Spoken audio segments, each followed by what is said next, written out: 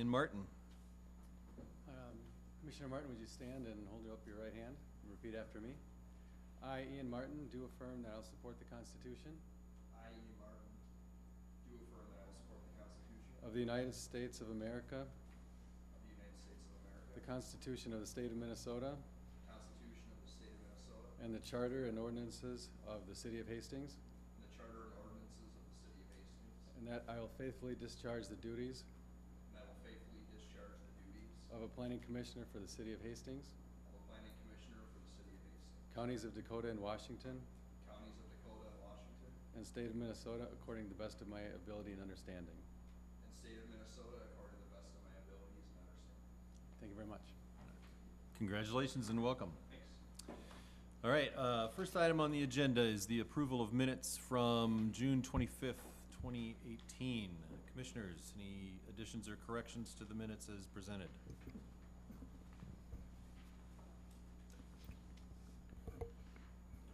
I would move for approval. Move for approval Second? and a second. All those in favor say aye. Aye. Aye. Opposed? All right, they are approved. Thank you. All right, the first item on the agenda, which includes a public hearing, is the preliminary and final plat, 2018-35, the Wall 19th edition. We'll start with the staff report from Mr. Fortney. Thank you very much.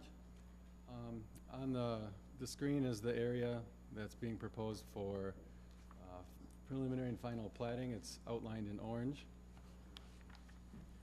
It's slightly different from some other subdivisions. What's being proposed is a cluster development, which is allowed use in the R1 district. I don't believe we have had any other ones in the city that have gone under these requirements.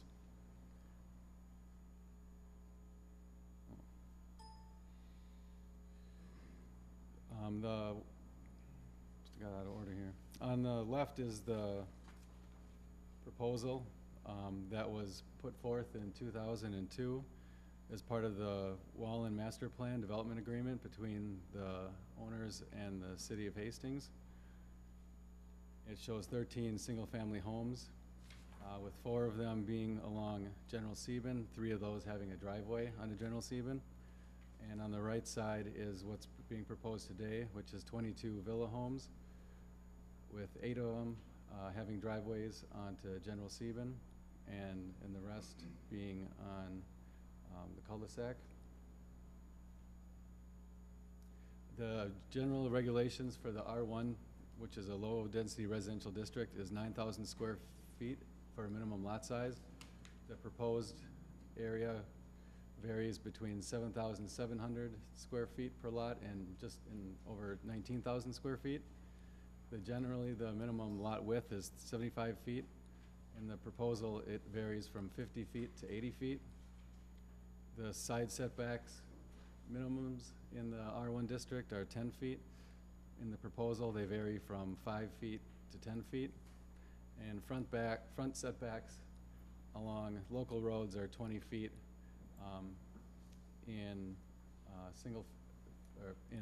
on local roads, and as they are in the Brandlewood cul-de-sac. And if driveways are allowed on collector or arterial streets like General Sieben, they're required to be 35 feet from the front property line, and they're proposed to be 30 feet. Just generally, cluster developments, which are allowed in the R1 district, are to preserve and enhance open space and natural amenities, as mentioned in the subdivision or zoning ordinance. They're still subject to the requirements of the zoning and subdivision ordinance, but they allow for variation in lot sizes and yards while maintaining the overall density required by the zoning district. In this simplified example on the screen, it shows that there's an area that they wanted to preserve, and so what they did was they increased decreased the lot sizes everywhere so they get the same lot yield, but they varied the widths of those lots and presumably the setbacks.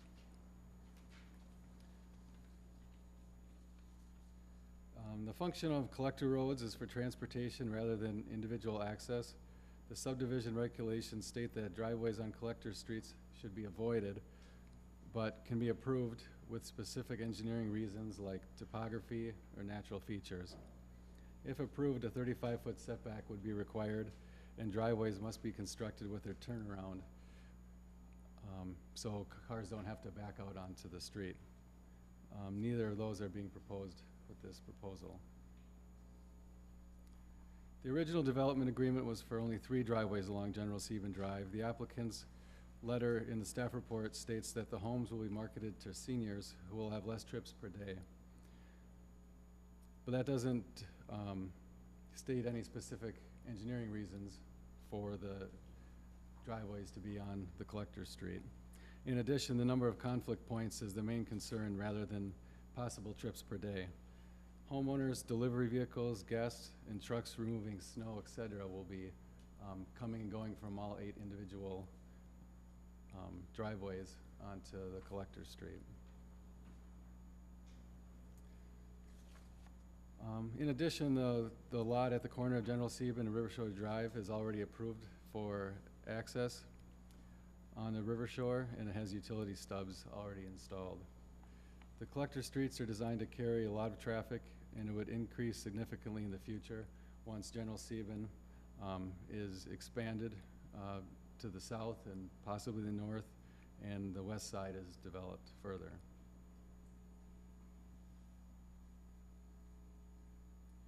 The Planning Committee of the City Council generally was supportive of the Villa Home concept at their committee meeting on March 1st of this year. They did have concerns about the additional number of homes accessing General Sieben directly. Property owners within 350 feet of this proposed division were notified, and staff has not received any direct comments from any of the neighbors. The planning staff and engineering department are recommending denial of the current proposal due to the added driveways onto General Sieben. Other options could be explored, including frontage road, alley, or a redesign of the area, including the proposed outlot, to better configure the subdivision so homes don't need to front directly onto General Sieben beyond the 3 that were approved in 2002. So with that, staff can answer any questions. This is also a public hearing, and the applicant, I know, would wish to say a few things. All right, thank you. Yes, so this is a public hearing, and before the commissioners really take this up and discuss it, I will open the public hearing. If anybody has any comments to make about this particular item, you can step up to the podium and make your comments. You want to go ahead and, yeah.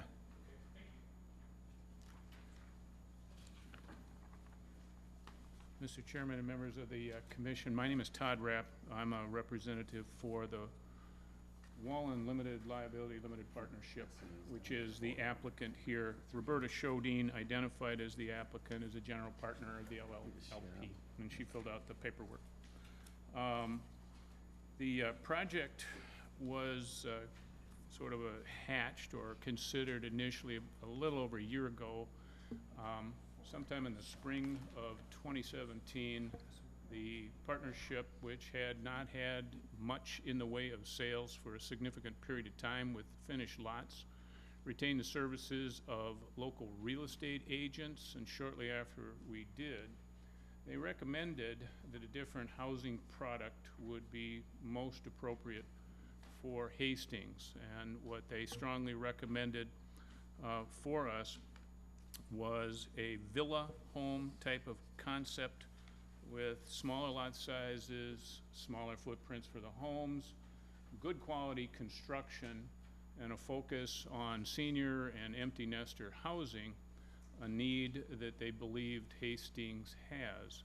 And after a great deal of thought about it, the LLP elected to direct its engineers to do some studies. They did several concept plans, and if you take a look at the group of lots we have proposed in the 19th edition, at one point in time we were looking at concept plans of shrinking lot sizes, narrowing lots entirely around the perimeter of it, including on some lots on the other side of General Sieben Drive, and including also what became or what is being developed now as the Cobblestone Court cul-de-sac a little bit farther north on General Sieben Drive.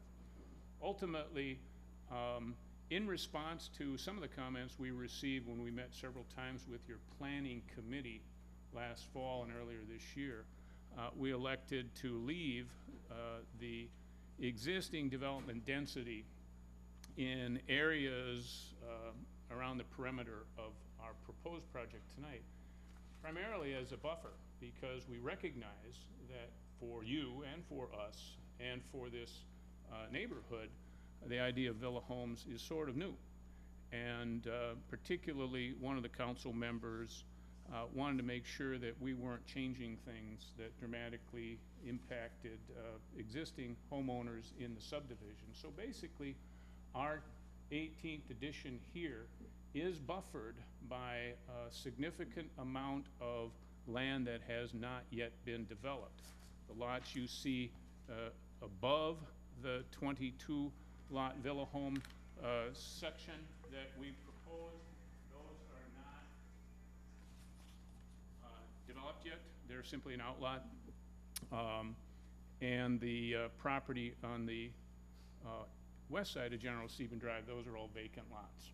So we've tried to isolate our development, present a new concept, one that has been recommended to us as a viable option, a high-quality option, and one for a type of home buyer that is looking for a move up, but an empty nest type of home. So we proceeded on that basis. As staff indicated, the planning committee was quite favorable to the idea, particularly when we isolated it from existing improved homes. And so we went and we found a buyer for the product, and a representative of Fieldstone Homes, or Fieldstone Family Homes, Inc. is here tonight, Trent Johnson, and he's prepared to make a presentation to you briefly as to the kind of homes and quality homes that they would intend to build in these lots if they were approved. Basically, what we understood was the concern, the primary concern, was the accesses that we propose to have on General Sieben Drive. I think I accurately characterized the point of view of the three council members who we met with, that they didn't have any concerns about the densities per se, the size and width of the lots. I don't think there was anybody with any concern about the lots we proposed within the cul-de-sac area, but it was strictly the number of driveway accesses we proposed onto General Sieben Drive, which was 8, when under the master development agreement and the preliminary plat that was approved back in 2002, only 3 single-family accesses were part of the commitment that we all made back in 2002.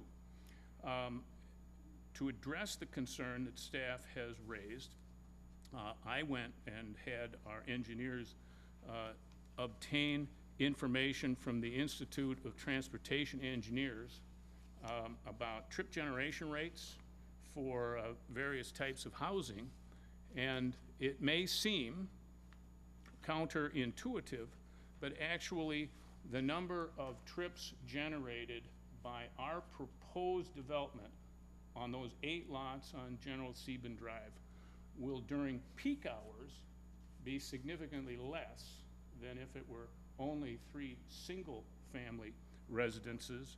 The peak hour traffic generation for single family is 1 per unit, which would be a total of 3 under what was approved with the Master Development Agreement in 2002. However, with respect to senior adult housing detached, the peak trip generation is only 0.27 trips per hour. So we actually get fewer trips during peak hours with 8 senior adult housing as proposed than if it were a single family home with families going shopping, to soccer games, to school events, etc. So we believe, contrary to what staff has indicated in the staff report that we have produced engineering justification for our increased driveway accesses on the General Seba Drive. It may not be civil engineering evidence, but it's transportation engineering evidence. And although the report from the ITE and my letter addressing it has been with staff since July 24th, I haven't heard anybody attack or raise any objection to the engineering information that's contained in it. The only question being, is this really senior housing? And Mr. Johnson is here to provide whatever evidence you want to hear about that. But most recently, Fieldstone Family Homes has been engaged in a similar project in Farmington. Trent, could you give me the name of the subdivision, because I've forgotten? Dawson Meadows. And I've consulted with them in the past. I don't know how many units there were? 26, and how many senior or adult move-up or empty nester buyers there? So 2 out of 24 were under the 50 or 55 year age group in that subdivision. Also, I've talked with Mr. Johnson about the interest that Fieldstone has already fielded for the product here in Hastings. And what I've been advised, and Trent can confirm, that he has 3 buyers who have paid a deposit if they can build a home in this subdivision, and all of them are in their 50s. For each one of them, it will be a move up, move out, empty nest type of situation. And that's what we contemplate will be the case with all of these lots. We are very concerned, as we always have been in the Wallen subdivisions, with quality of the construction, quality of the home. We've made a commitment for over 2 decades to produce good quality, high-end housing in this community in a beautiful environment in which we've paid a great deal of attention to natural amenities with all of our ponds and green space areas and the protections in the Vermilion River, which crosses through a portion of the property. And nothing about that will change with this proposed addition. We've been meticulous in our negotiations with Fieldstone Family Homes to identify the type and quality of the home that will be built.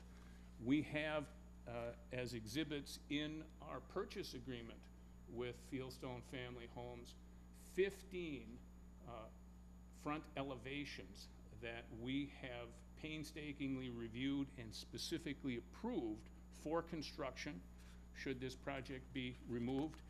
Any of these, any other house fronts that Fieldstone wants to build, they need to get our prior approval to them.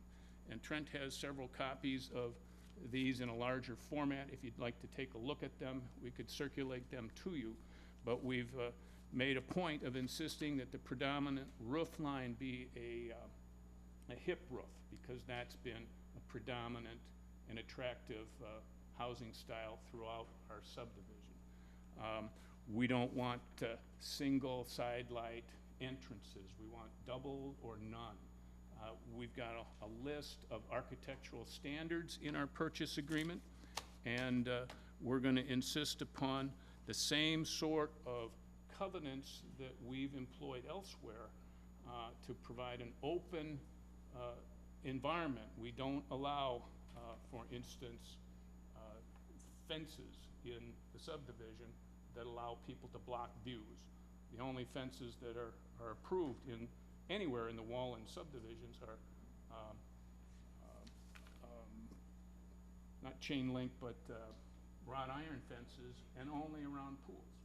Because we want people to be able to see the natural beauty that we've worked painstakingly to preserve. That'll be the case in this area as well. So we don't believe that we'll be creating any additional traffic problems whatsoever. We believe that we'll be lessening the burden of traffic on General Sieben Drive, not only with respect to the 8 driveways that we propose on General Sieben, but also with regard to the, 14 units we propose within the cul-de-sac. There were 10 proposed there and approved in the original preliminary plat. With 14, the actual trips per day, if those are senior housing as well, will drop from 133 to a total of 80. That'll be 53 less cars per day on average entering onto General Sieben Drive from that cul-de-sac. And on a peak hour, instead of 14 per hour, there'll only be 6. So, you know, it may be sort of left-handed or backhanded or unintentional, but if the concern that staff has is limited to access onto General Sieben Drive, we got the facts, we've got the data from the Institute of Transportation Engineering, and we're going to improve traffic safety and volumes on General Sieben Drive, not create a problem. With regard to the setback, I've been advised by our engineer that we can easily accommodate a 35-foot setback on those lots on General Sieben Drive. And if a resolution were approved or a recommendation made for approval, subject only to a 35-foot setback, we'd happily accept that. Similarly, staff's report pointed out that accesses onto a collector road under your ordinance, 15405, requires a driveway turnaround. We can happily accommodate that. The one thing that we can't accommodate is shared driveways. The market that we are seeking, and Trent can confirm this as well, the buyer doesn't want shared driveways, won't buy with a shared driveway. And if a shared driveway or some other configuration of accesses onto General Sieben Drive are insisted upon, then we don't have a buyer and you don't have a project, and we won't be able to produce this type of high-end villa concept for members of your community who clearly want it. They're lining up right now before we have any approvals whatsoever. So I would urge you to take to heart the statistical data that I've provided, and if the general idea is but for the transportation issues, there's support, well, I think there should be support for our project. And if you have any questions of me, I'd be happy to address them. If you have any questions about the kind of houses that are going to go up, Trent's here, and I'm sure he'd be anxious to address you. Thanks very much for your attention. Thank you for your testimony. Did you want to pitch your houses? Good evening, Commissioners. I'm Public Works Director Nick Egger.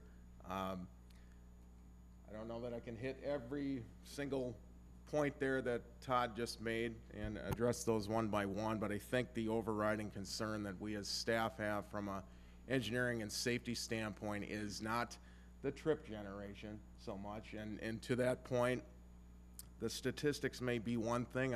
I assure you the reality will be different. There is no control that the developer can have over who buys the homes or who would buy them in the future at points of sale down the line. You may very well see a different mix of family life situations coming in there in the long run.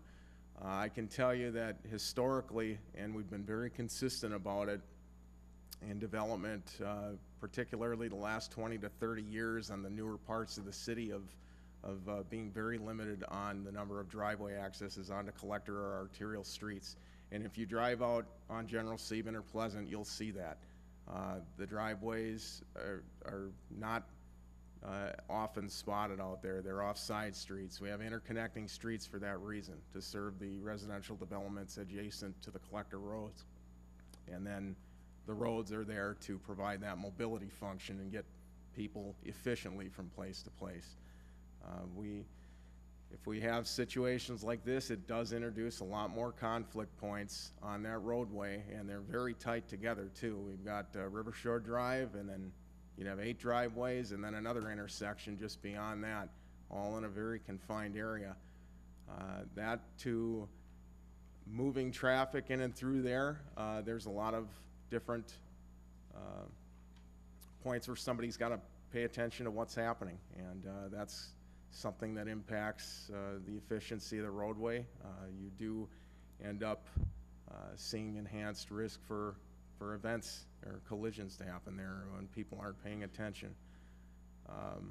The other thing that we had noted, and it's in the memo, I don't think Justin spoke to, was with an association maintained type of development like this, we're fully expecting that snow removal is something that'll take place through a contracted process.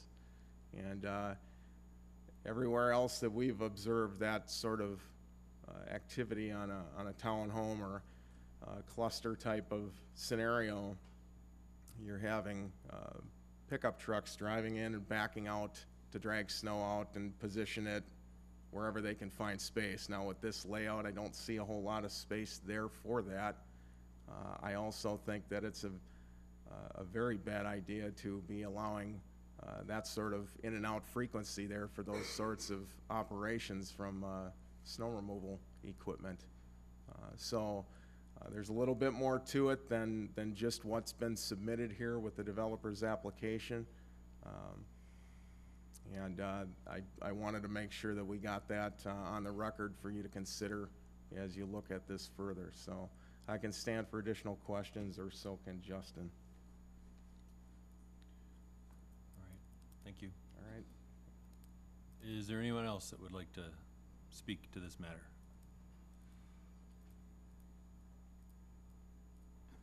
Hello. Excuse me.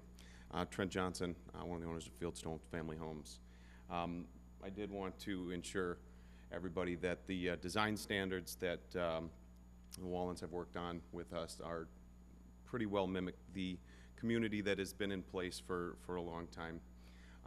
The hip roofs, the attention to detail in the construction and the exterior is all going to be carried through from the main development. It doesn't sound like we have a whole lot of questions or pushback on the design of the homes. It's whether we have accesses onto General Sieben.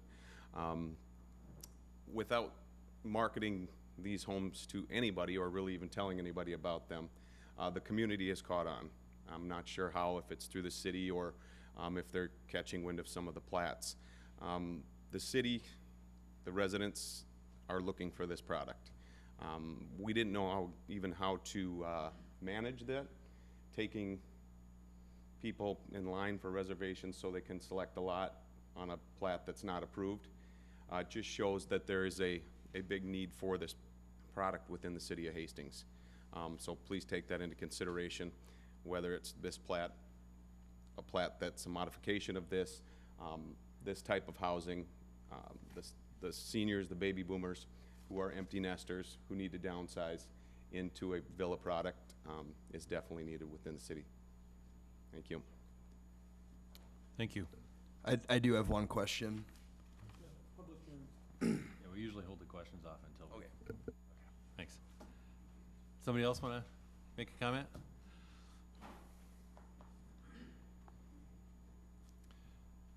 I'm Matt Radent, and I just bought a lot right off of Greystone there. Would be lot number 3. I think I closed on that lot in July last year, and not at once did anybody tell me that they were going to be building townhomes directly behind me, or single-family villas, whatever you want to call them.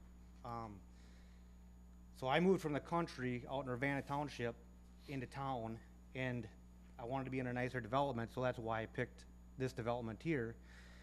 Had I known that they were going to be putting single-family villas, as you want to call them, and I am a framing carpenter by trade, and I've seen these things all over the place. They're really not what you think they are. You can drive out here by the ball fields, and they got them lined up right on the, right on the road that overlooks that. I'm not sure it's X. I'm not from Hastings, but I moved here 15 years ago. With that being said, when I was trying to close on this lot, not one word was, if they had been talking about this back in, I think you said May last year? About the, when's that? About May, I mean, nothing was repeated to me. I had tried to negotiating a lot price, knowing that I had high excavating bills to be done on this lot, because they weren't really set up as lots that were gonna be really buildable. They just kind of let them sit there.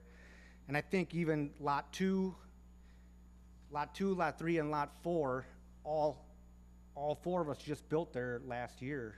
And I think it kind of just took us all by surprise. Nobody had any idea. When you drive through this whole neighborhood, anywhere up in Windham Hills, I don't see any single-family villas up there at all. And then you got River Shore right there, where you got, you know, lots that are selling for $300,000, and now they're gonna cram whatever they got, 22 houses right in that small little area. And I think if you take Farmington, I don't think if you go down to Farmington where they gotta buy, where they're talking about having people just building them down in Farmington, I don't think this Windham Hills development is anything like anything they got down in Farmington or Empire. You know, maybe you'll find something like that in Lakeville or Prior Lake, but I don't think you're gonna find it down in Farmington or Lakeville unless I'm wrong. I guess that's all I got to say. All right, thank you for your testimony. Anybody else?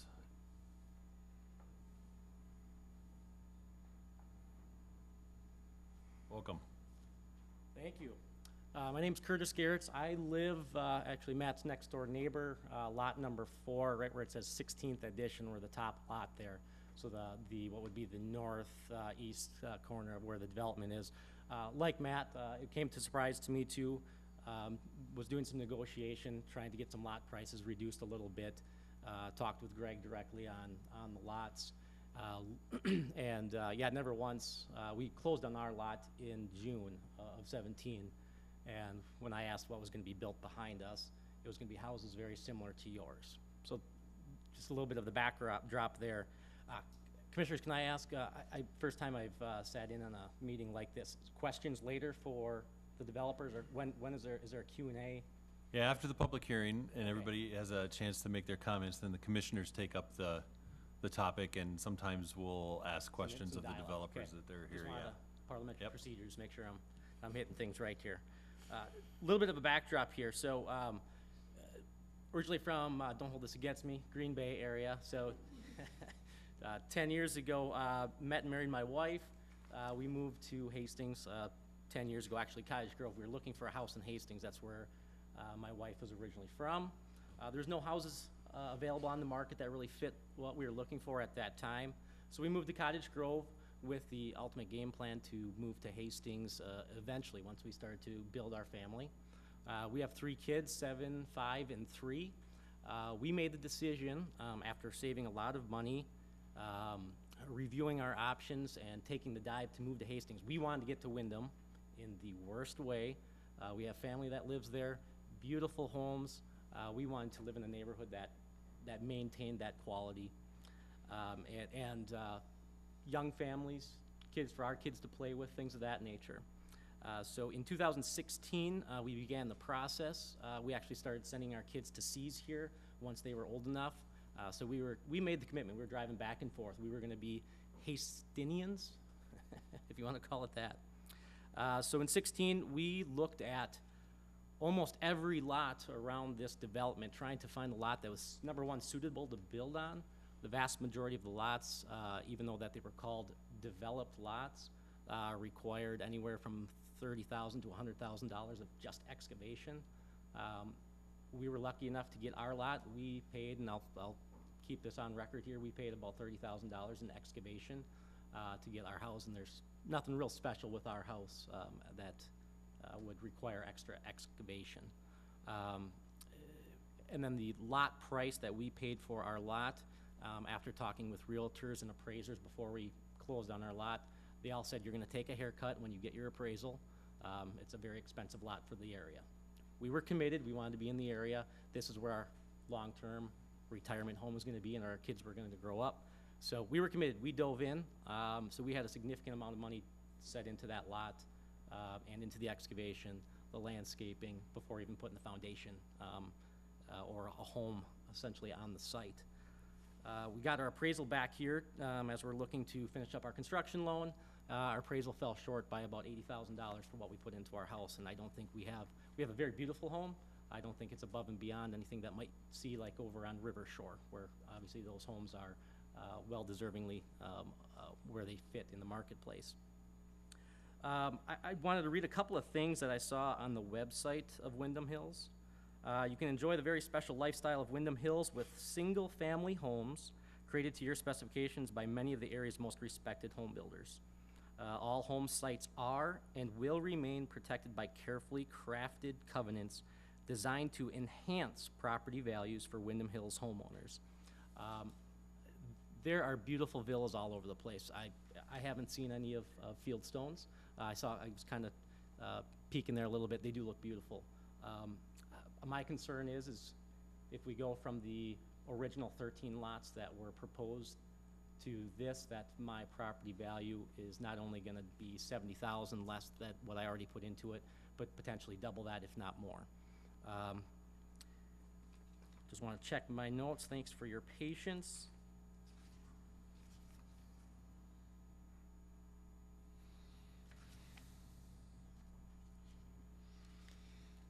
I believe the rest of the things that I have, I guess, are questions that we can hold for later if we get into a little bit of Q&A. So thanks for letting me have my comments, and thank you. Thank you for your testimony. Anybody else?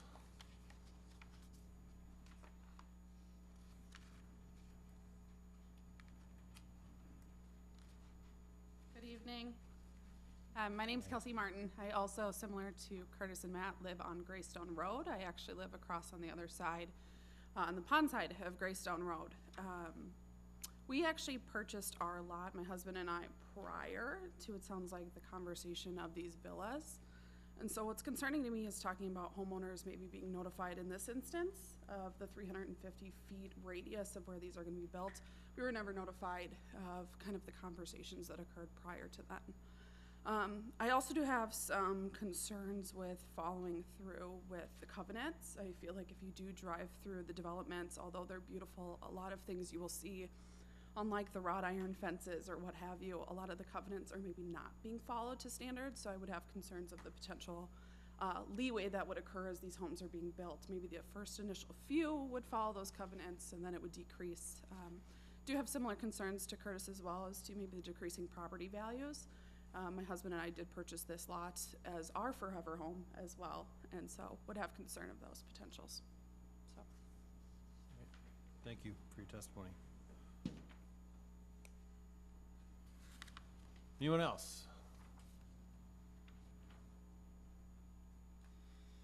All right. I will close the public hearing. Thank you all very much for your testimony. Commissioners, before we start on questions and comments and discussion, I just want to remind us where we're headed with this action tonight, right, Justin? We're looking for a recommendation to approve or deny this particular plat to go forward to the city council, correct? Okay. All right, commissioners, questions, comments? Mr. Chair, Commissioner Alba. a couple of things kind of stick out to me on this. First of all, as Justin went through the reading early on, he said that these villas are typically approved to help preserve open space. What concerns me now is we're not preserving any open space here. All we're doing is putting in additional housing. I don't disagree that the houses that go in there will be of good quality. That does not concern me. I do have some concerns about the number of zoning standards that are being asked to modify. I mean, the narrower lots, shorter lots, setbacks that vary. I mean, it just seems to go on and on. There's a lot of different setbacks. The other things that concern me, I understand that there'll be an HOA taking care of this. You talked about snow removal. Unless they're planning on carting snow out every time it snows, the only place I can see them putting that is across the street. I do not like the thought of them pushing snow across General Sieben. Having 8 driveways out on a collector road like that scares me, frankly. It's not made for people driving in and out, and frankly, as you get older, you're probably not gonna see things as well. There's a lot of cars that go down that collector road. Not to mention a bike path. Every one of these driveways would cross that bike path. It just scares me that there's that many cars that would have to go past. I understand the numbers, but they're still gonna be there. The cars are still gonna have to cross. Then there's the garbage collection. Every week, you're gonna have a garbage truck that has to go through there, and it'll be sitting out on General Sieben while they pick up the trash. That means cars have to go around it. That creates an issue as well. I don't know, it just to me seems like a lot of things we'd have to overlook for this to go forward.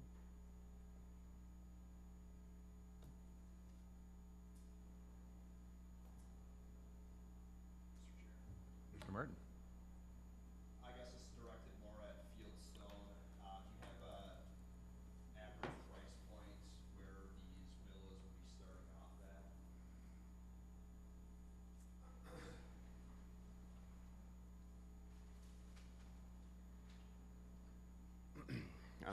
I guess if you take into consideration the agreed upon lot prices, maybe take a similar square footage to the development we were building in Farmington.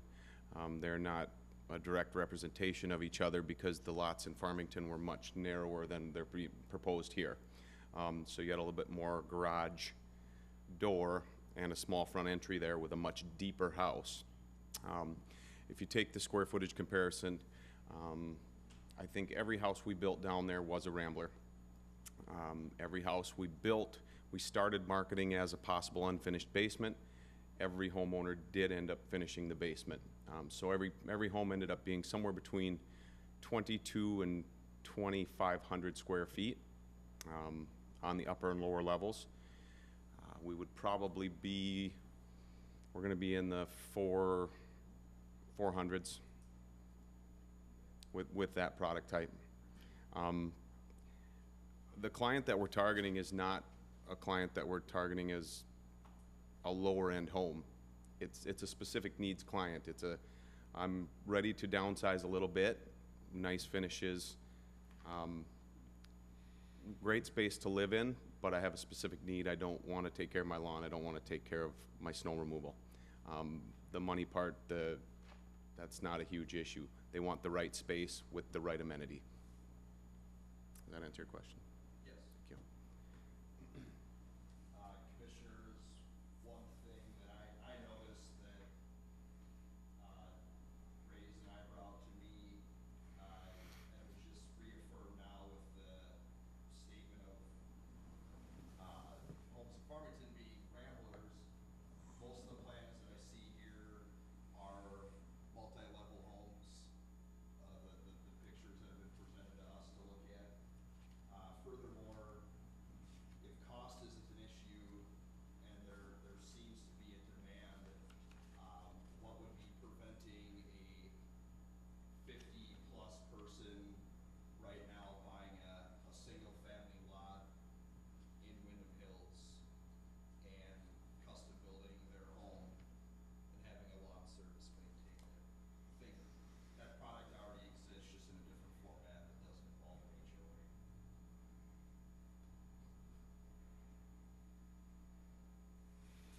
Got a comment. Commissioner Stephenholler. My understanding, I'm a real estate agent. My understanding with HOA is also that once the builder is 80%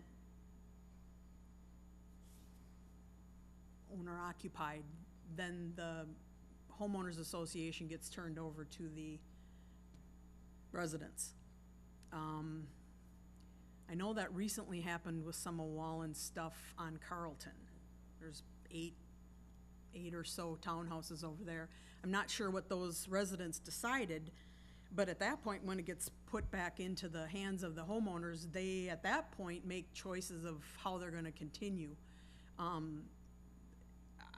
Back, I represented, townhouse owners over on Carlton in that 8, I don't know if I'm saying the right number, I think it was 8 patch of side-by-sides, in the builder-controlled, homeowners association.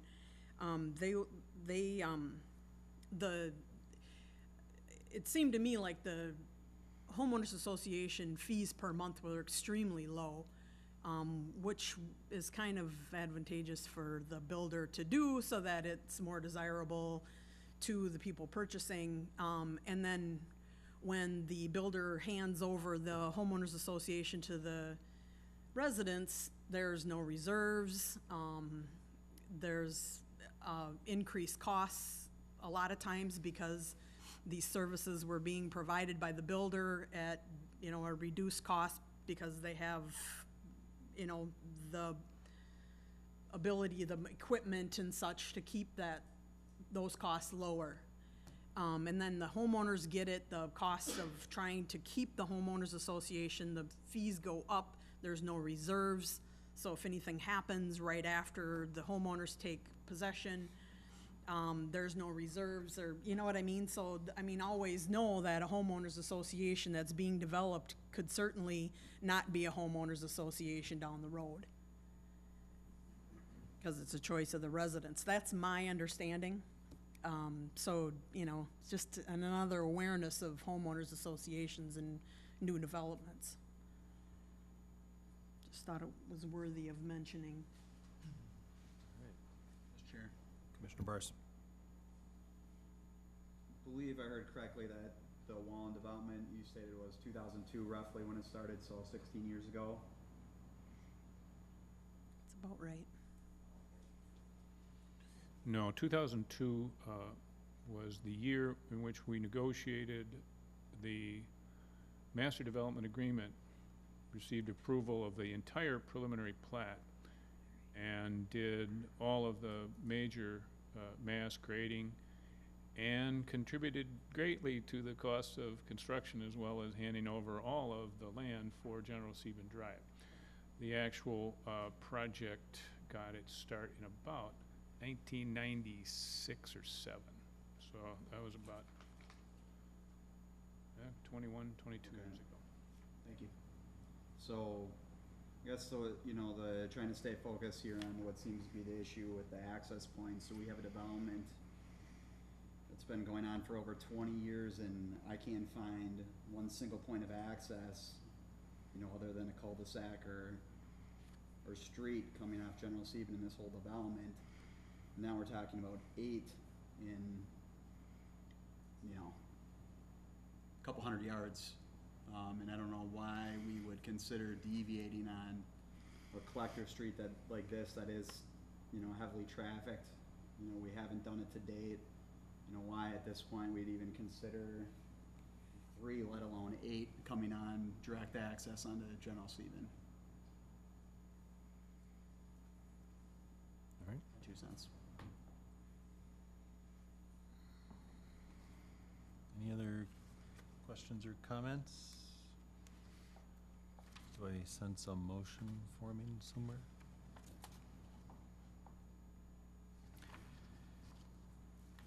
Mr. Chair, Commissioner Johnson.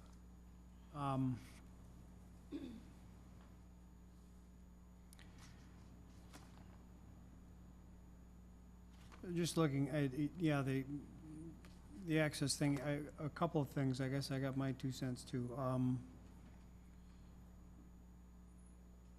The increased density here, I think, is not,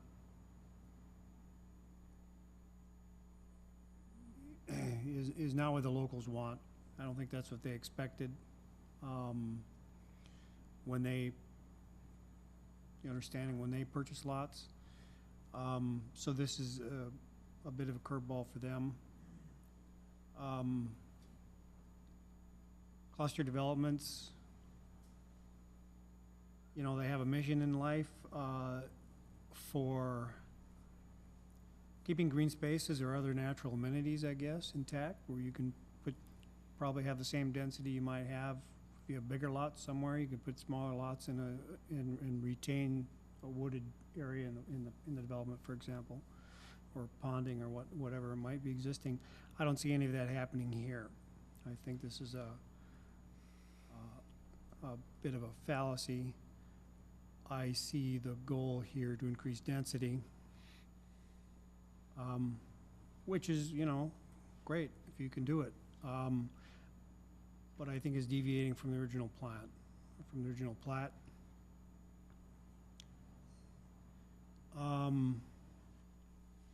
Access onto general Sebin.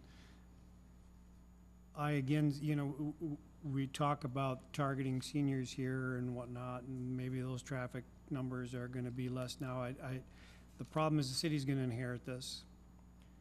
And somewhere down the road, we can't guarantee if there's gonna be seniors or what kind of people are gonna be owning these homes. And so, you know, might look good now, it isn't gonna always be that way. There's no way to guarantee that these are the kind of homeowners they're gonna have here, they're gonna generate this kind of traffic. General Stevens is just gonna see more and more traffic as the city grows. Number of us talked about other reasons. Got a bike trail here, we've got snow removal. I guess aside from, I mean, maybe this would be acceptable if there were rear access, and I don't know, somewhere maybe I saw a suggestion or an idea about an alley. I don't know if it's within the city's code, but if there were rear access, some kind of alley, I know outlot A to the east there is unplatted, is destined to be something. Maybe there could be an arrangement where that would become rear access there, and keep all of these, including the 3 that were originally in the MDA, from accessing on General Sebin. I think this would be a desirable plat even with the density.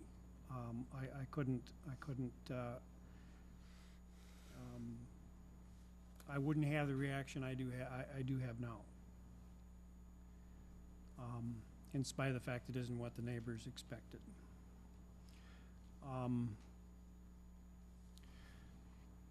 So, in light of all that, and I think in the trend of way things are going here, I guess I would recommend, denial of this plat until we see some improvements. Is that a motion? That's a motion, I guess. All right, Commissioner Johnson, thank you. I would move that. All right. Commissioner Johnson moves that we deny the preliminary and final plat as presented. Again, this is a recommendation that goes to the city council who makes the final determination, but is there a second on that motion? All right, Commissioner Best, seconds. Any final comments before we take a vote? Mr. Chair. Commissioner Alpa? I like the idea of the villas. I think it is something that is needed within the city to give older residents a change of pace, different place to live, a little easier to live.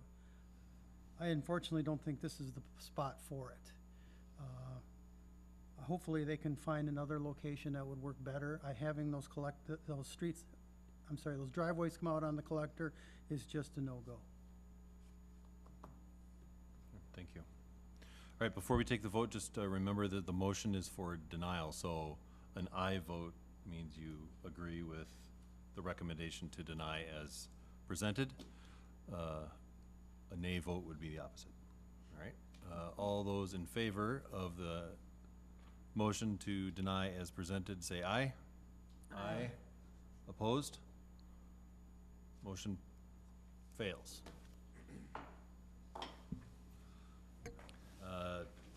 Justin, you want to tell us what happens next with this? Yep, the city council will be holding a first reading and ordering a public hearing at the council meeting on this August 6th for their meeting on August 20th. and they'll be receiving a staff report and the recommendation for denial by the planning commission.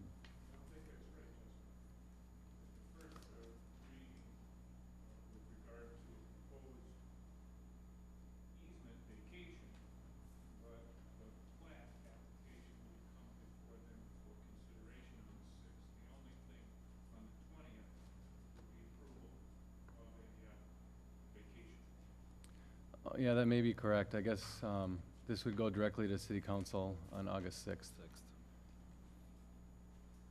Thank you for that. All right. Thank you. All right, next item on the agenda. Site plan 2018-36, construction of a parking ramp. Mr. Forney.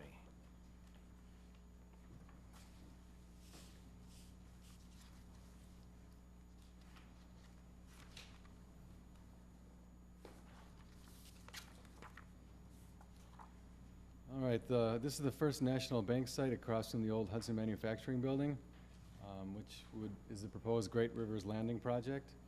It'll be a 2-level parking structure with 123 stalls. The city obtained a $1.485 million grant from the Metropolitan Council.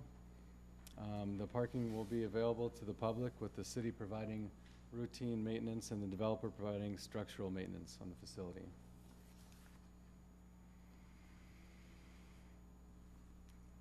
The 35 spaces are proposed for the first floor level, just adjacent to 2nd Street. The developer may utilize those spaces privately for up to so many days per year. I think it's 30 days per year, with a maximum of 5 per month. The ramp will provide parking credit for the Great Rivers Landing project. There'll be 88 spaces on the 2nd floor, half of those being above the 1st floor. And they'll be accessed from the alley that's to the south. There's also several on-street angled parking spaces proposed. Pedestrian access will be by a stairway between the 1st and 2nd floor, and it would direct pedestrians onto 2nd Street from the front of the structure.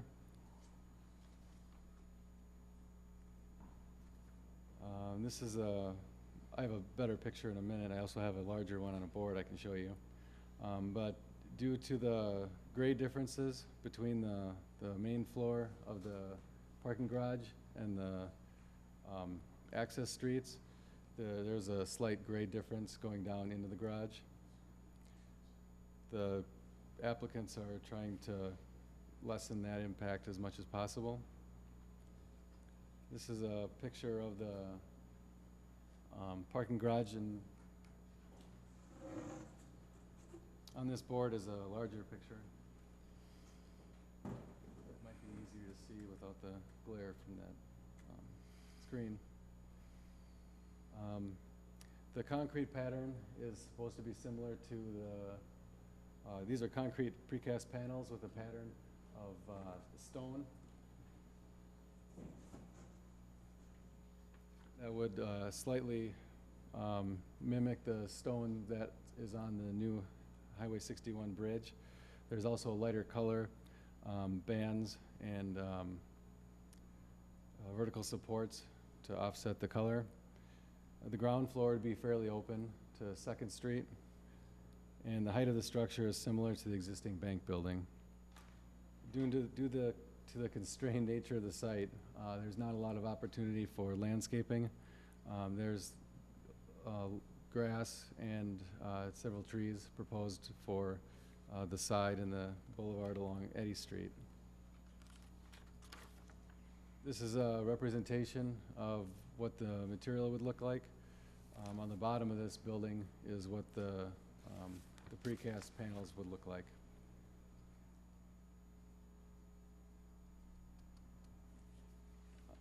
The site plan for the structure has been sent to the Dakota County Highway Department and MnDOT for review because of 2nd Street, and we haven't received any comments from them. We do have the conditions in the staff report that would make sure that they do have approval of those plans. Staff is recommending approval of the proposal, and I can answer any questions you have. Otherwise, the applicants are also here. Thank you. Commissioners, questions, comments? Mr. Chair, Commissioner Alpa? do you have a breakdown, Justin, of the number of spots that will be used by the residents or by the building itself, and what will be used as just open parking on average? I believe the parking lot is going to be available always for all general parking, with the exception of the dates that the applicants can reserve it for private use. Is that correct, Nick? Are you, Bill? Or anybody? Yeah. There will be adjacent surface parking on the Hudson site, which would be primarily for use by occupants and residents of the building, also some underground parking. Yeah, so the question is all of the parking in this parking structure available for the public outside of the dates that you could reserve the bottom floor? Okay. Okay. And I'm assuming that there's going to be handicap parking to meet the requirements. Is that going to be on which level? First level, second level? That would be on the first level. It's shown on the screen right now. So there'd be access, easy access for them to get out of there and then cross the street.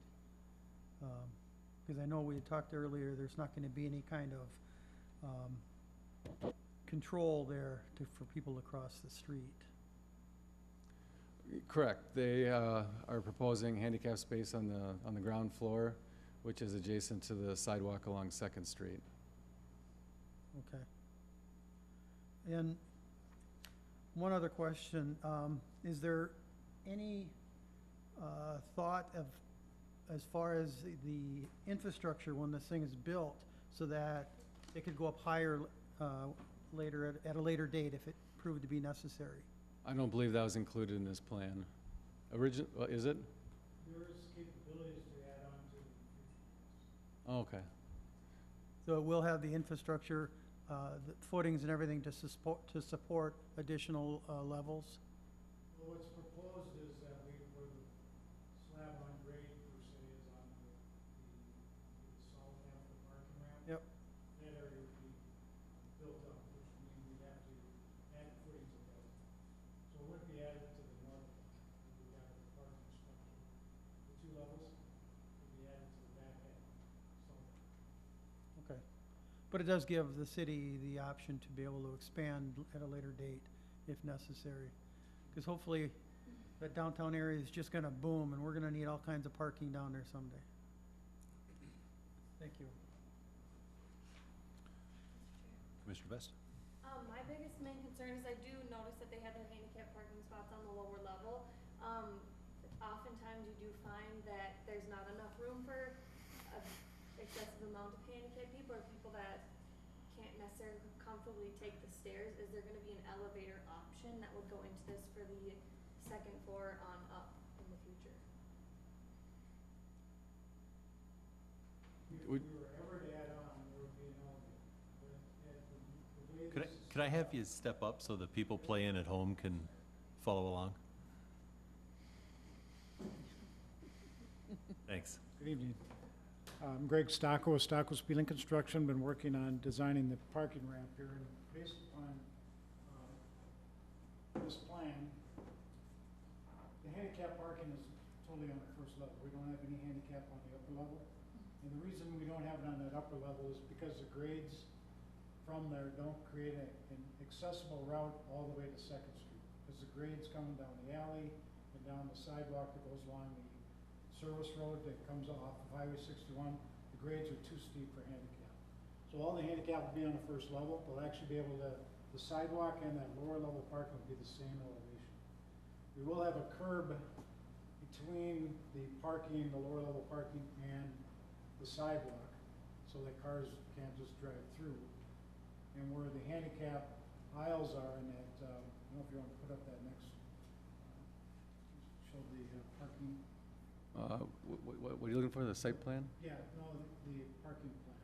Yeah, there you go, next one. Right there, where we have those access aisles, they'll be curb cut, so you'll be able to just, the wheelchair will be able to ride on the Second Street. And then when you go to the, would be the northwest corner, there'll be a handicap crossing that'll go across to the new hotel, on Second Street there. So that'll have striping and so forth to designate as the handicap access to cross the street. Just like it is on the other locations on Second Street.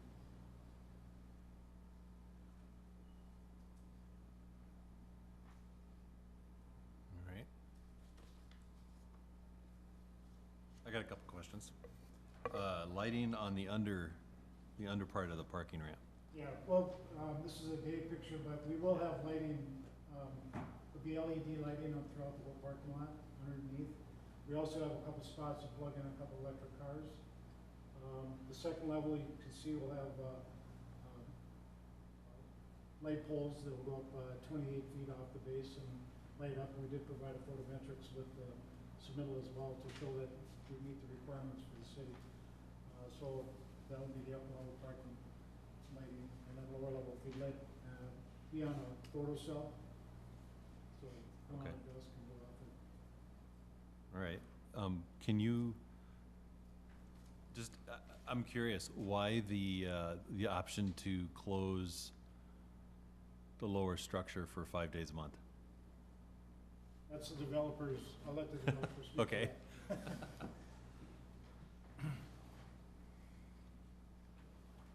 behind this board.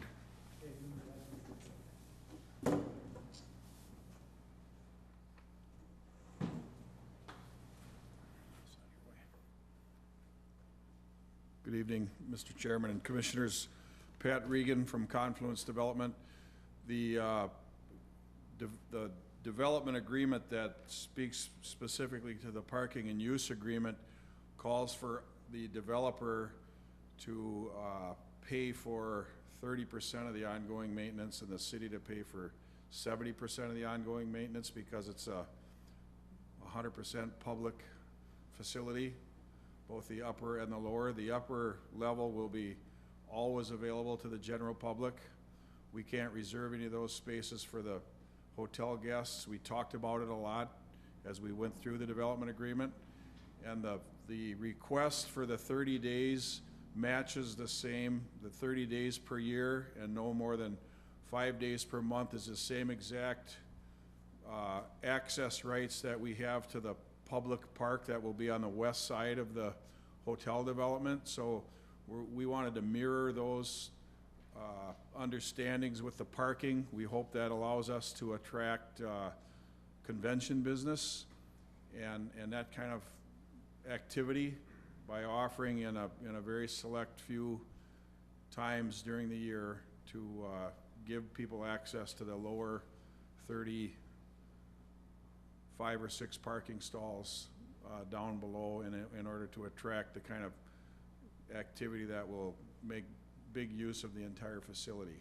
It also is the one way, if we can include that into our rates, in our fee structure, it's the only way we know so far how we can generate revenue privately to pay for this, the maintenance and the long-term structural requirements that we're responsible for the structural upkeep of the entire facility. All right, thank you. Commissioner Barrs. Mr. Chair, Justin, can you enlighten us on how we're managing stormwater with the parking ramp, or do you guys comment on that? I think I can turn that over to maybe Ryan Stemsky, the city engineer. I haven't met all of you, but the city engineer here in Hastings. And regarding drainage, essentially what we're going to see is we haven't seen the mechanical drawing yet on the first floor, but there There will be a series of drains put in the first floor.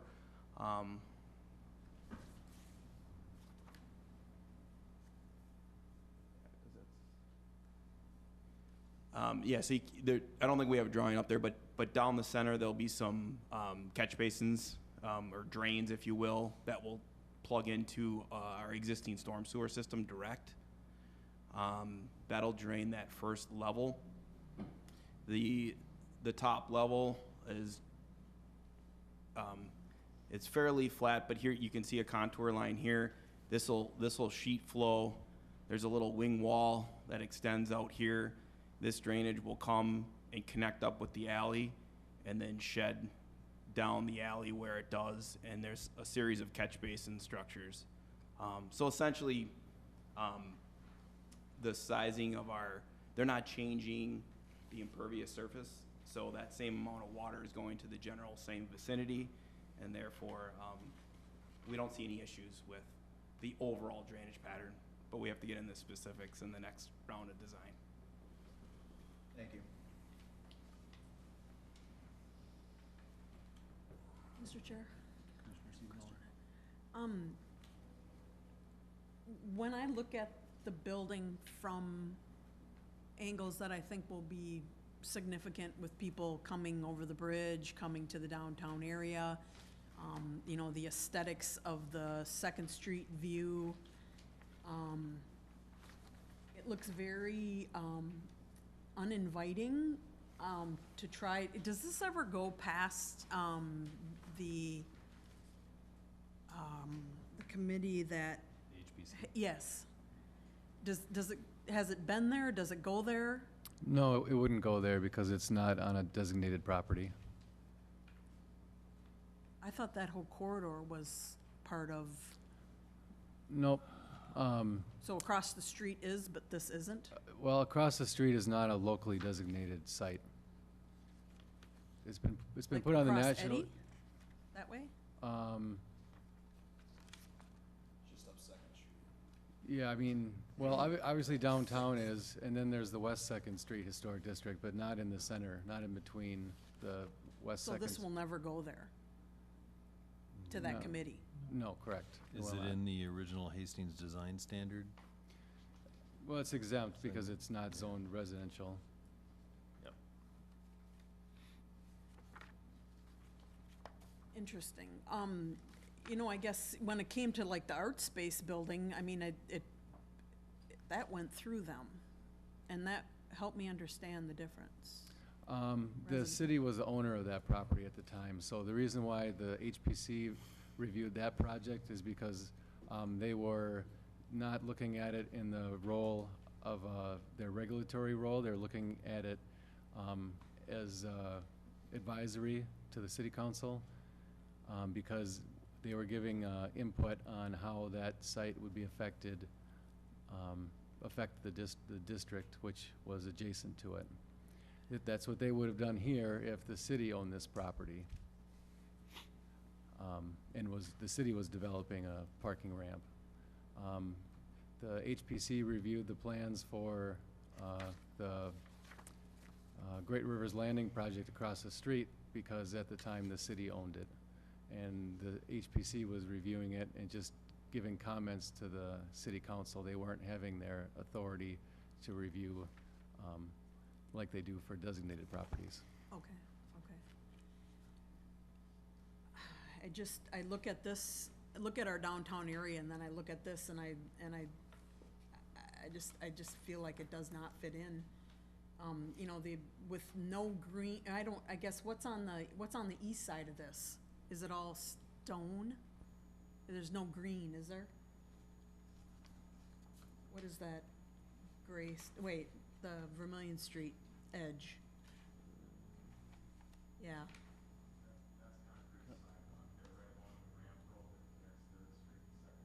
Okay.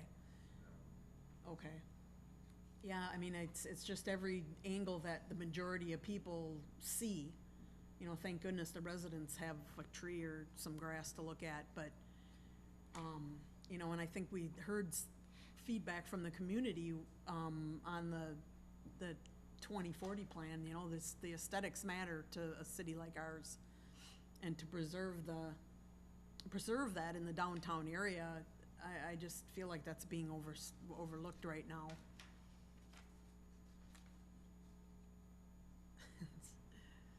It just doesn't look like it fits into the downtown area on the facades that people see.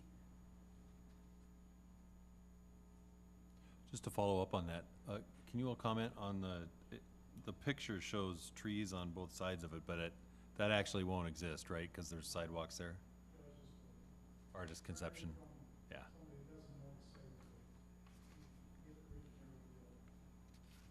Oh, so Eddy Street.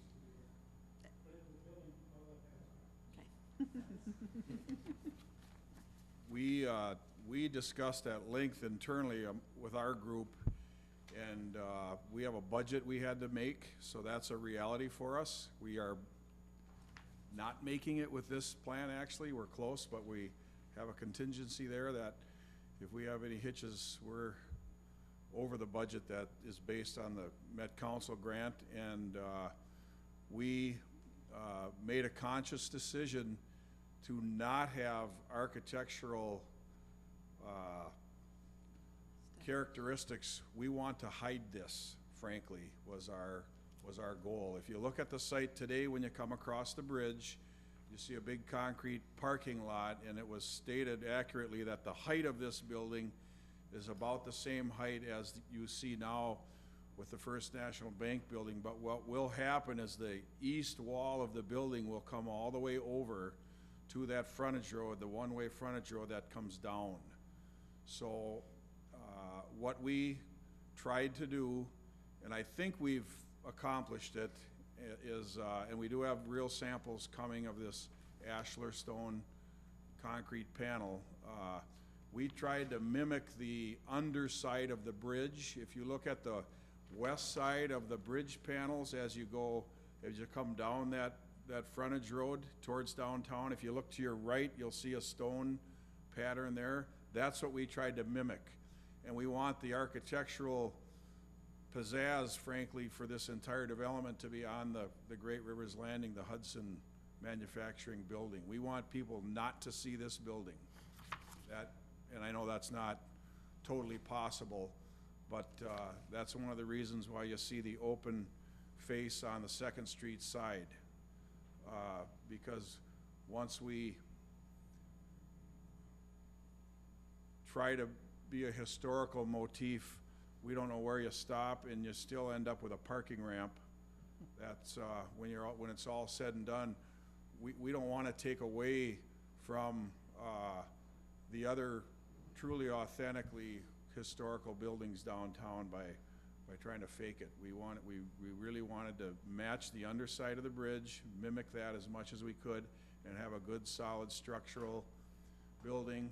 In the future, if we develop above this building, that's where we believe this conversation belongs, is if we, like Commissioner Alpach said, if we further develop this and go up higher, then this conversation very definitely is substantive. We'll have to make sure it fits in well with the neighborhood. For now, we're trying to keep our heads down and not draw any more attention, but still be comfortable to the residential neighbors to the west, and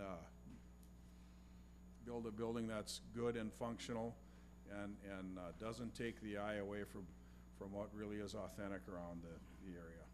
Sure. You know, I think the reality when you're coming across the bridge either way, coming or going, you're gonna see cars. You're not gonna see building. You're not gonna see the sides, you're gonna see the top. So it's, I think that part, that's gonna be no matter what you do anywhere else. But like even from the street view, this isn't what you're gonna see. You're gonna see cars and cars and cars and cars. You're only gonna see a very small facade. And actually, if it was more blocked off, it would probably be more pleasing to the eye, because all you're gonna see is a bunch of cars, different colors and sizes and shapes or whatever. But yeah, it's too bad. Cause I don't think it does anything for the aesthetics of downtown.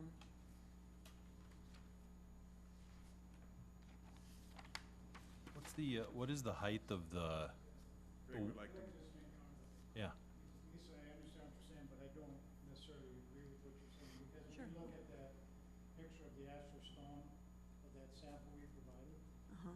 this is gonna be a very, as much as Pat says we wanna hide it, this is gonna be a very nice structure.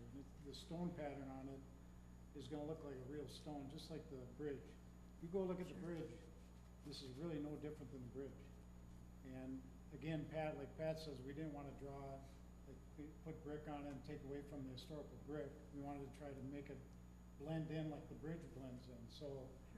This is gonna be a very nice looking structure. I know renderings are hard to look at and say, you know, it kinda looks a little blah, and, you know, it's not gonna be real bright and have a lot of things, make it really, architectural in that respect, but it's gonna be a very solid and very nice looking structure. It's gonna look like a real stone structure, so I think in that respect, it's gonna really be nice, so.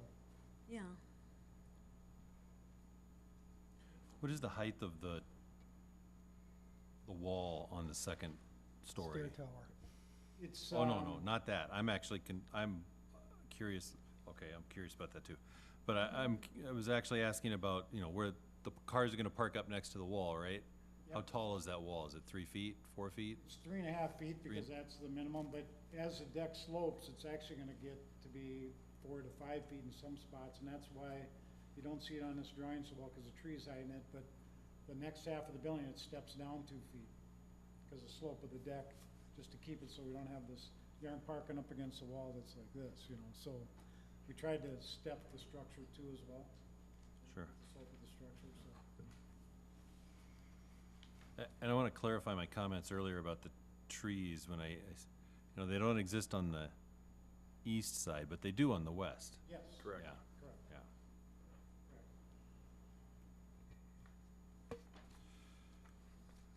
Justin, I had another question about somebody made a comment about the walkway earlier, and that there is no controlled walkway from the south side of Second Street to the north side of Second Street. Does the city have any plans to put in a painted line walkway across Second Street there? I think there is across Vermillion Street to go underneath the bridge. That already We'll be exists. putting one in. Yeah. When we develop the Hudson building, there will be a stripe. You know, we're just building the right now, and then when the full development's done, there'll be an actual crossing. Across Second Street. Yep, on Okay. that, would it be the northwest? corner. Northwest corner, where the stair tower is. Yep. We will build a bump out there on the northwest corner where the stair tower lands. That will be a traffic calming effect, and it'll slow traffic down as it comes down the Second Street hill into downtown. So that will get on this side of the street, that'll get, the Second Street crossing will be narrower, as we'll do the same thing on the Hudson Building side of the street also. So what you see on Second, all the way to the east, which the city's already accomplished, we intend to mimic that at the entry point of this. That has to go through Dakota County. They've already approved it actually on the other side, on the hotel side of the street. Right, they recommended that we do that, so that will be in the plan. And Don's not here to ask this question, so I'll ask it for him. What about the car show? Have there been any conversations about allowing cars from the car show to be in the ramp? 30 days a year, no more than 5 days a month. So yes, that would be, we intend to embrace the car show in every way we can, that's for sure. All right, It was a phenomenal one this weekend. It was perfect weather. really big. It was great. It's only Any gonna other questions or comments? bigger. I do have Yeah, Commissioner Best? Pat, I do have a question for you, actually. When you guys do say that you guys have the ability to, close down the lower level of the structure, that will, I would assume, take away those handicap parking spots available down there? Do you guys have any other options to replace those during that time? I actually haven't contemplated myself closing down the handicap stalls. I believe we're required to provide those. If we can't provide replacements somewhere else, I don't believe we'd be able to include that on part of what we close. And I wasn't sure if that was included. Yeah, because that count relates to the entire structure. So I don't see how we could close off the handicaps without providing them somewhere else nearby.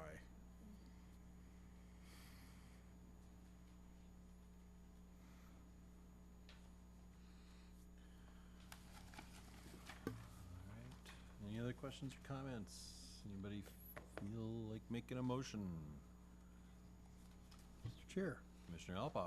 I would like to make a motion to accept the site plan 2018-36 for the parking ramp at 119 Second Street West. All right, Commissioner Alpa moves for approval. Do I have a second? I'll second that. Commissioner Johnson seconds. Any final comments? All right, all in favor of approval as presented, say aye. Aye. Aye. Opposed? Motion passes. Justin, next steps? This recommendation will go to the city council at the next meeting on August 6th. All right. Thank you very much. All right, next item on the agenda is original Hastings Design Standard Review for a house addition at 614 5th Street West.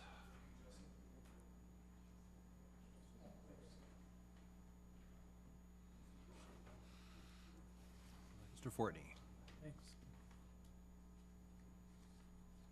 Thank you very much. The proposal is an original Hastings design standard request. This area is developed to enhance traditional neighborhood design by reflecting the general characteristics of buildings built during the period of 1845 to about 1940. The intent is to preserve the streetscape character rather than to preserve actual historical fabric, which is the purpose of historic designation. The district, as you can see, goes from the Mississippi River down to 10th Street, from Pine Street over to the east we're at the junction of the railroad tracks. The proposed site is off of 5th Street by the red square. And this is the applicant's home. The existing house is fairly small with a foundation size of 688 square feet with 948 finished square feet according to the county property records.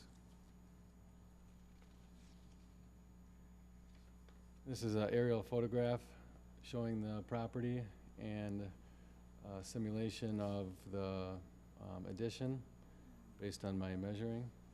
The proposed addition includes a 510 square foot, 1.5 car garage and 157 square foot storage or shop room in the rear.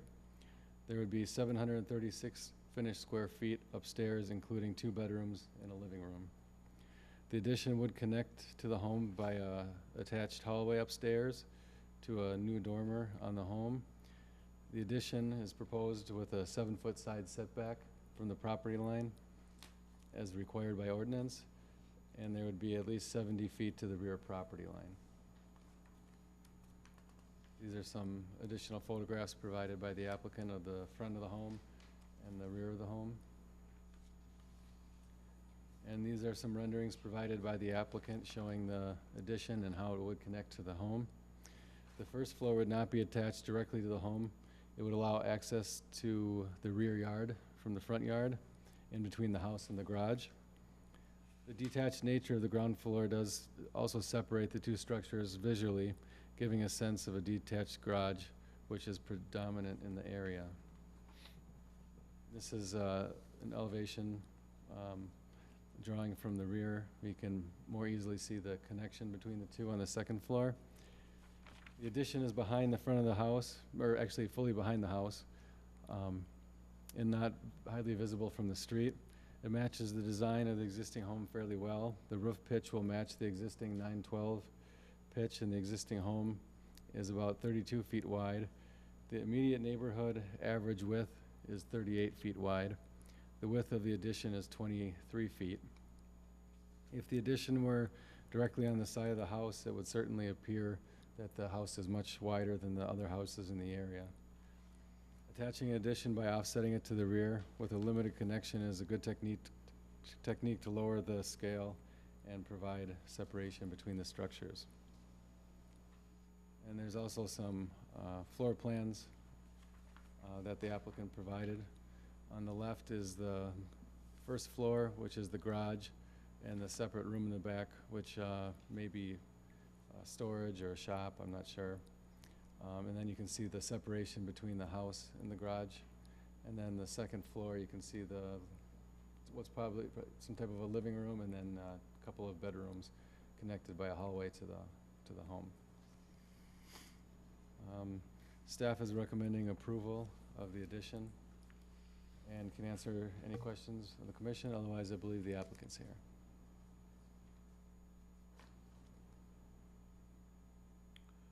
Thank you.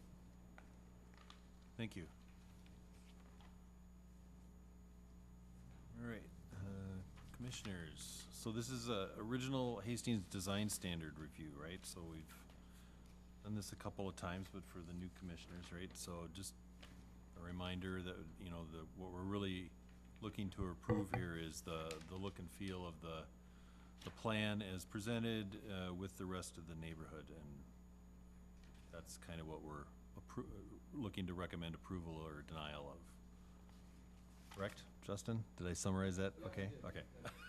No, actually, I didn't talk a lot about it. It's hard to tell in this picture, but your staff report is probably better in the picture. You can get Yeah. a sense of the elements in the area.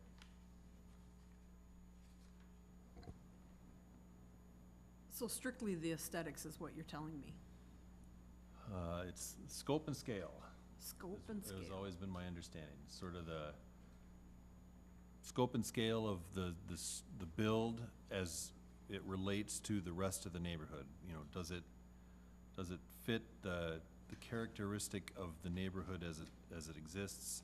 Or are we going too far afield? You know, is it a gigantic modern structure that's in amongst all these tiny little historic homes? Or does it fit the same characteristics of the streetscape? That sort of thing.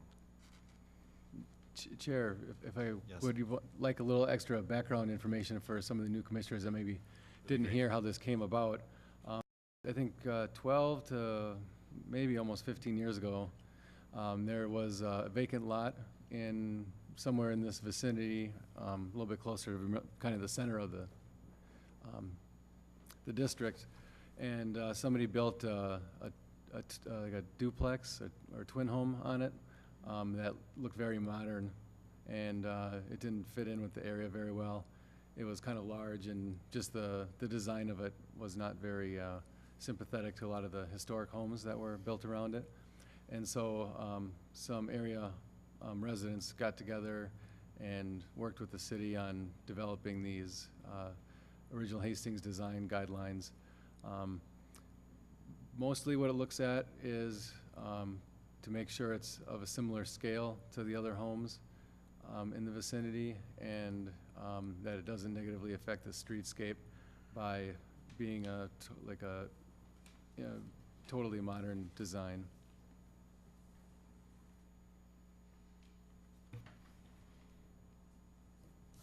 Questions or comments? Mr. Chair, Mr. Johnson? you may not know this, but maybe the peaks, I see a comment here about this, the roof pitch matching 912. Do you know about the peak? I mean, the drawings apparently show they're very similar. The garage isn't a great deal taller or shorter, or, It's the same. I mean. We can have the applicant come up here and That'd be answer awesome. those questions.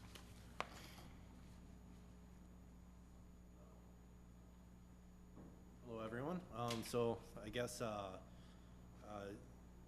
where this all started for me was I'm sorry. Could you just state your name and your Sorry, address for the record? Thanks. Dan Varner, 614 5th Street West, Hastings. Thanks. And the beginning of this for me was I never wanted an attached garage where I couldn't access into the back area of our house. You know, we had 3 kids, summertime, pull into the driveway. Don't want to have to skirt around the outside of the garage. Don't want to have to go around, you know, almost through the neighbor's property. and also keeping the aesthetics the same. With the proposed is 23 feet wide, with the same pitch, only puts us, I think, a foot higher. We could also change that pitch a little bit to have the same roof height. Changing the pitch would, I don't think it would conflict with us inside the house since it's knee wall construction. Our perimeter wall on the east and west is 5 feet high. So on the upstairs, we have 8-foot ceilings, which is nice. So the knee wall doesn't obstruct too much, with the doors being set towards the center of the house. So yeah, on the rendering, you can't really tell that it's a different height. Basically, I just mathematically figured out that at 23 feet wide, it being a 9/12 pitch, would put us in that 24-foot height. And I know that one of the codes is 25 foot on roof height. I don't want it to be any higher than that for any reason anyways. It was just my understanding that we had to stay underneath that 25 feet. So if, not that we necessarily wanted to go any wider on the additional structure anyways, but we wouldn't be able to without changing the roof design altogether. And having to maybe do a flat roof with some mansard style shingling around the outside perimeter of that. So I don't know if I answered your question or not, sorry. No, you did, and I'm not proposing or suggesting that you change your plan. I'm just, yeah, so you're talking about, it's like about within a foot. Okay. And so, and I actually personally think if the pitches match, you won't even notice the height so much. Right. Right. Yep, and a lot of the width was kind of determined by the fact that with a 7-foot setback off our west side of our property, if, starting at that point, to build this skyway,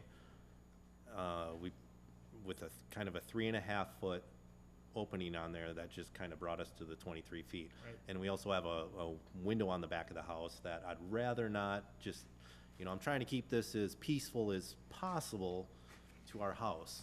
Right. I don't want to, I mean, we'd like to, put a dormer out on the east side of the house, but it gets expensive, the framing and everything else. And if we don't have a garage at this point, so it was kind of, well, if we're framing a garage anyways, let's make use of that framing that we're doing and build up and add on to the house for the living space we need, so.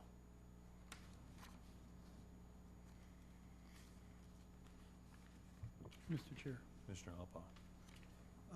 Just for clarification, there's gonna be no access from the garage or that room behind the garage to the second floor, is that correct? No. And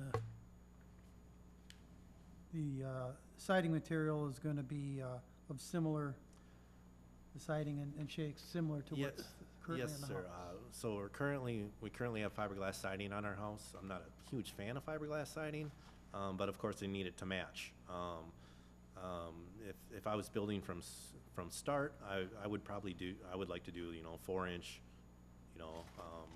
just 4-inch lap wood siding, or maybe hardy board or something like that.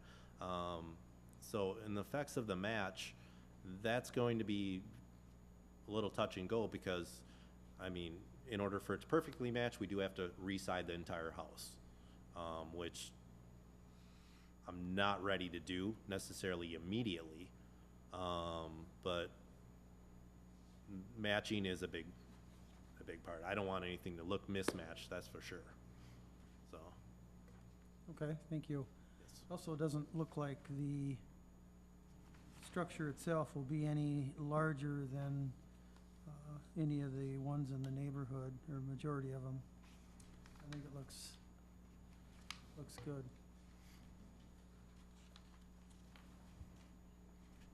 Mr. Chair? Commissioner Stephen Miller. I guess, one thing I just want to kind of clarify or make note of is setting precedents for living space in 2 different structures on one lot.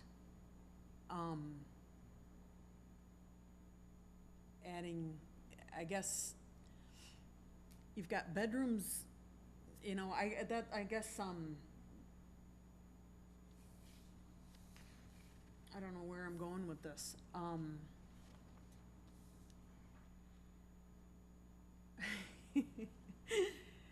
My guess would be that the fact that they're connected would be then considered a single structure, would it not? That's correct. And it's living space. Yeah, it's a single structure. Yeah, so you've got bedrooms with no bathroom, so you got, I don't know. I guess I'm thinking out loud more than anything. Well, I believe when you're in the structures, you would just be going down a hallway and entering another living room and 2 bedrooms. Yeah. You're not gonna even probably realize that you're in a different structure.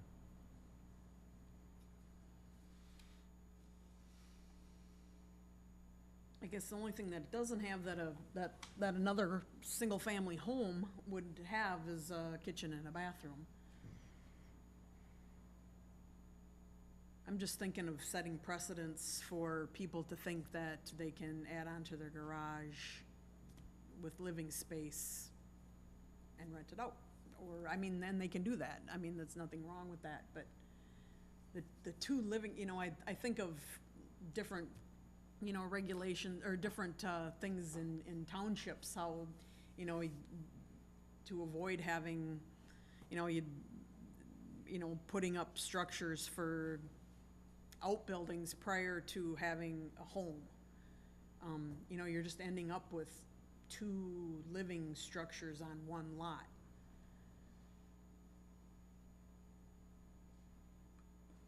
But this will be one structure. Oh, I thought it was separated. Nope. It'll be, but when it's done, it'll be a single structure. All with a connected. tucked under garage. It's connected on the second floor. Oh, on the second floor. Yeah, the second floor goes So then, through. then you can see through the first floor. Okay, I missed that part. Yeah, right here you can see. Okay, okay. And I'm sorry if I may, I didn't include, you know, the layout of our original house in this, but that's actually, so our side entry door is actually where our stairway does go up. So I don't know if that helps with anything for any reason, but our stairwell goes up and it'll be into the new proposed area, or we have our other existing bedrooms, which at some point in time, we're looking at putting an upstairs bathroom, you know, over there, but I didn't include any of that. I mean, it's you know, at this point in time, we're looking to just build the structure. Okay, So, sorry, I missed that. And the other thing is really, with this extra space, we could put a bathroom over there, but then I'd have to plumb it back to the house. Or I'd have to plumb it down into the garage and connect that newfound plumbing into the house somehow or another, so, at the very, you know, at the very most, you know, we're just looking at just, you know, having the electrical and whatnot run through there, so, and the HVAC possibly, so. So, Justin, a clarification. So one of the rules for building garages, if I remember correctly, was 8-foot sidewall heights? Is that right? 10-foot sidewall heights, but that's for detached For garages. detached garages. So this is, because this is actually an addition attached to the house, that doesn't apply, right? Correct.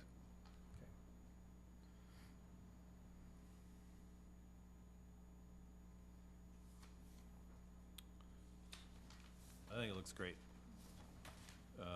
I think the scope of it is such, you know, you're not sucking up the rest of your backyard from the front of it. It looks like a really creative way to add additional space to your house and get yourself a garage. I think it's a really unique and interesting way to do that. And I think it fits the neighborhood. Especially when I look at this picture and I see right next door, That was my point. what looks like a pretty sizable house with, I don't think that garage is attached, but it's right there. And across the street, I see another really big house with a garage attached to it right there. So it seems to fit right in with what other people in the neighborhood are already doing. Okay. So, any other questions or comments? Anybody want to make a motion?